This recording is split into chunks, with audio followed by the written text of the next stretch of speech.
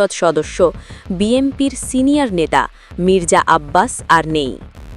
খবর অনুযায়ী চিকিৎসার জন্য সিঙ্গাপুরে অবস্থানকালে শেষ নিঃশ্বাস ত্যাগ করেছেন তিনি।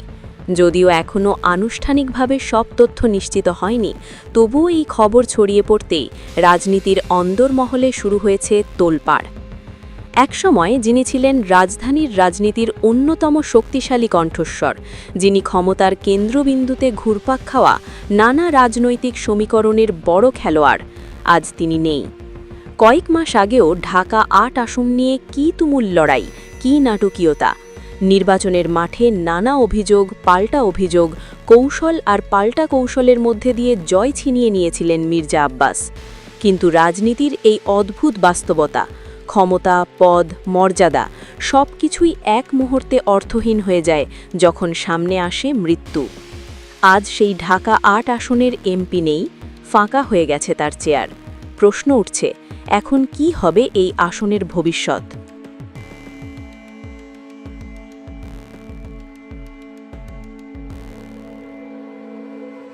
ঢাকা ৮ আসনের রাজনীতি মতো কয়েক মাসে যেন হয়ে উঠেছিল এক নাটকীয় সিরিজ।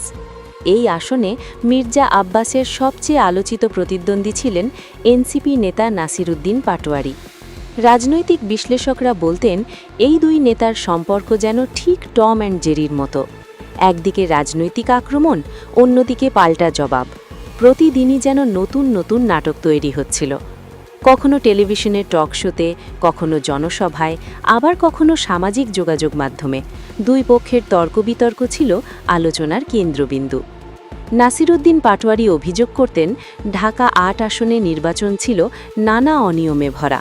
অন্যদিকে মির্জা আব্বাস বলতেন, জনগণের ভোটেই তিনি নির্বাচিত হয়েছেন।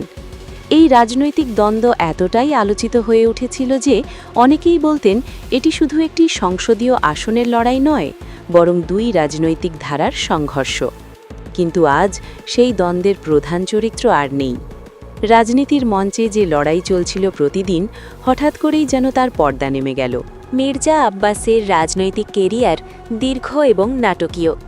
তিনি শুধু একজন সংসদ সদস্য নন, বরং বিএনপির একজন প্রভাবশালী নেতা হিসেবেও পরিচিত। রাজনৈতিক অঙ্গনে অনেক দিন ধরেই আলোচনা ছিল, যদি বিএনপি সরকার গঠন করে বা ক্ষমতার বড় কোনো সমীকরণ তৈরি হয়, তাহলে মির্জা আব্বাস গুরুত্বপূর্ণ কোনো মন্ত্রণালয়ের দায়িত্ব পেতে পারেন। অনেকেই বলতেন, তার অভিজ্ঞতা এবং রাজনৈতিক অবস্থান তাকে সহজেই মন্ত্রী হবার দৌড়ে এগিয়ে রাখে। কিন্তু রাজনীতির সেই সম্ভাবনা কি আজ শেষ হয়ে গেল? যে মানুষটি দীর্ঘদিন ধরে রাজনীতির মাঠে সংগ্রাম করেছেন, আন্দোলন করেছেন, কারাবরণ করেছেন, তার জীবনের শেষ অধ্যায় কি এভাবেই শেষ হয়ে গেল? ক্ষমতার রাজনীতিতে অনেকেই বড়াই করে, অনেকেই মনে করে ক্ষমতা চিরস্থায়ী। কিন্তু বাস্তবতা হল, মৃত্যুর সামনে সব ক্ষমতা, সব পদ, সব প্রভাব এক মুহূর্তে ম্লান হয়ে যায়। সবচেয়ে বড় প্রশ্ন এখন একটাই, ঢাকা ৮ আসনের ভবিষ্যৎ কী? বাংলাদেশের সংবিধান অনুযায়ী কোনো সংসদ সদস্য মারা গেলে সেই আসন শূন্য ঘোষণা করা হয়। এরপর নির্দিষ্ট সময়ের মধ্যে সেখানে উপনির্বাচন আয়োজন করতে হয়।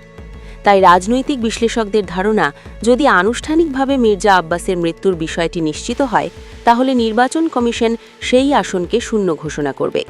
এরপর শুরু হবে নতুন রাজনৈতিক সমীকরণ। কারা প্রার্থী হবে? বিএনপি কি নতুন কাউকে সামনে আনবে, নাকি প্রতিদ্বন্দ্বী দলগুলো আবারও এই আসন দখলের জন্য মাঠে নামবে? অনেকে বলছেন, নাসিরউদ্দিন পাটোয়ারি আবারও এই আসনে শক্তভাবে লড়াই করতে পারেন। অন্যদিকে বিএনপির ভেতরেও নতুন নেতৃত্ব সামনে আসার সুযোগ তৈরি হতে পারে। অর্থাৎ একটি আসন খালি হওয়ার সাথে সাথেই শুরু হতে পারে নতুন রাজনৈতিক যুদ্ধ।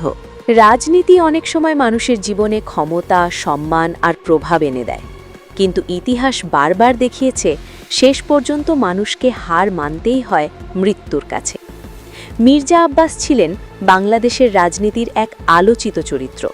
তার বক্তব্য, তার রাজনৈতিক অবস্থান এবং তার বিতর্ক সবকিছুই তাকে সব সময় আলোচনায় রেখেছে। কিন্তু আজ যদি সত্যিই তিনি না থাকেন, তাহলে রাজনীতির মঞ্চে একটি অধ্যায়ের সমাপ্তি ঘটবে। ঢাকা ৮ আসনের সংসদ ভবনে যে আসনে বসে তিনি কথা বলতেন, আজ সেই আসন ফাঁকা।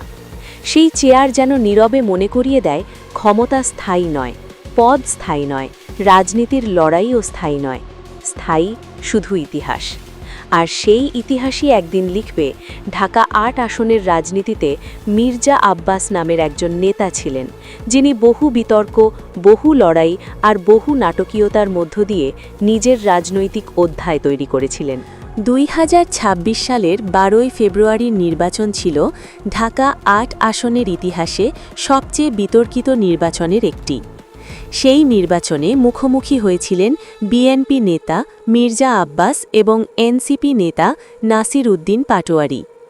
নির্বাচনের দিন থেকেই বিভিন্ন জায়গা থেকে অভিযোগ আসতে থাকে ভোট কারচুপি, কেন্দ্র দখল এবং ইলেকশন ইঞ্জিনিয়ারিংয়ের। নাসির উদ্দিন পাটোয়ারির সমর্থকরা অভিযোগ করেন তারা অনেক চেষ্টা করেও ভোট চুরি ঠেকাতে পারেননি। অন্যদিকে মির্জা আব্বাসের সমর্থকরা দাবি করেন জনগণের বিপুল সমর্থনেই তিনি নির্বাচনে জয়ী হয়েছেন। এই বিতর্কই ঢাকা ৮ আসনের রাজনীতিকে আরও উত্তপ্ত করে তোলে। এমনকি নির্বাচনের পরেও দুই পক্ষের মধ্যে রাজনৈতিক বাগযুদ্ধ থামেনি। রাজনৈতিক বিশ্লেষকদের মতে আগের নির্বাচনে পরাজিত হলেও পাটোয়ারির জনপ্রিয়তা কমেনি, বরং নির্বাচনকে কেন্দ্র করে তার আন্দোলন এবং অভিযোগ তাকে আলোচনার কেন্দ্রবিন্দুতে নিয়ে এসেছে। অনেকেই মনে করেন নতুন নির্বাচন হলে পাটোয়ারি আরও শক্তভাবে মাঠে নামতে পারেন। তার সমর্থকরা ইতিমধ্যেই বলছেন যদি এবার সুষ্ঠু নির্বাচন হয় তাহলে ফলাফল ভিন্ন হতে পারে। অর্থাৎ ঢাকা ৮ আসনে আবার নির্বাচন হলে পাটোয়ারি হতে পারেন অন্যতম শক্তিশালী প্রার্থী। বিএনপি কি ধরে রাখতে পারবে আসনটি? ঢাকা ৮ আসন দীর্ঘদিন ধরে বিএনপির শক্ত ঘাঁটি হিসেবে পরিচিত। এই আসনে বহু বছর ধরে প্রভাব ধরে রেখেছেন মির্জা আব্বাস। কিন্তু যদি তিনি আর রাজনীতিতে সক্রিয় থাকতে না পারেন, তাহলে বড় প্রশ্ন হল বিএনপি কি এই আসন ধরে রাখতে পারবে?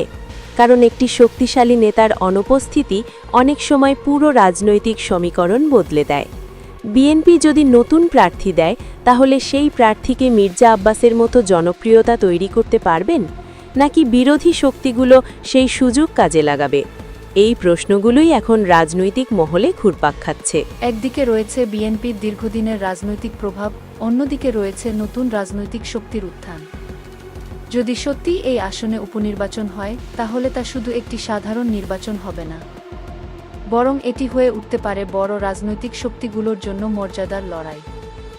নাসির উদ্দিন পাটোয়ারি কি এবার জয়ী হতে পারবেন, নাকি আবারও এই আসন ধরে রাখবে বিএনপি? এই প্রশ্নের উত্তর এখন সময় দেবে।